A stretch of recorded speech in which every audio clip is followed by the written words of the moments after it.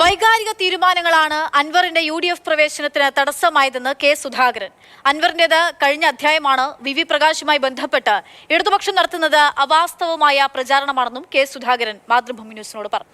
ഇതിനകത്ത് റീഓപ്പൺ ചെയ്യേണ്ട അങ്ങനെ ആഗ്രഹിച്ചിരുന്നു. പക്ഷേ അത് പാർട്ടിക്കകത്ത് ഐക്യപ്പെട്ടു പോകാൻ സാധിക്കുന്ന സാഹചര്യമില്ലാതായി അദ്ദേഹത്തിൻ്റെ പ്രതികരണം കൊണ്ടുണ്ടായി എന്നതാണ് യാഥാർത്ഥ്യം. അതിൽ നമുക്ക് യാതൊരു പ്രശ്നവും പ്രയാസമൊന്നുമില്ല.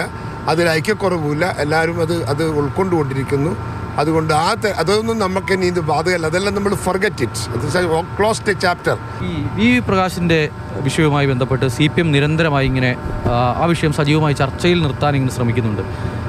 അങ്ങനെ ഒരു പ്രശ്നമുണ്ടോ എന്തെങ്കിലും തരത്തിൽ? വി പ്രകാശിനെ കോൺഗ്രസ് KPC പ്രസിഡന്റ് ആയിരിക്കുന്ന സമയത്ത് എൻ്റെ അറിവിലോ എൻ്റെ ഓർമ്മയിലോ അങ്ങനെ ഒരു സംഭവം ഉണ്ടായതായി എനിക്കറിയില്ല. ഇതൊരു ആദ്യമായിട്ട് ഞാൻ ഇന്നലെ 2 ദിവസം മുമ്പായിട്ടാണ് ഞാനത് കേൾക്കുന്നത്. അതൊക്കെ CPMൻ്റെ ക്രിയേഷനാണ്. കളവ് പ്രചരിപ്പിക്കാനും കള്ളത്തരം ഉണ്ടാക്കാനും ആളുകളെ തട്ടിപ്പിന് വിധേയമാക്കാനും CPMൻ്റെ ഒരു പ്രത്യേകതയുണ്ടല്ലോ, കഴിവുണ്ടല്ലോ. ആ കഴിവ് മറ്റുള്ള പാർട്ടികൾക്ക് ഇല്ലാത്തത് കൊണ്ട് മാത്രം CPM അതിൽ നിന്ന് രക്ഷപ്പെട്ടു പോകുന്നു.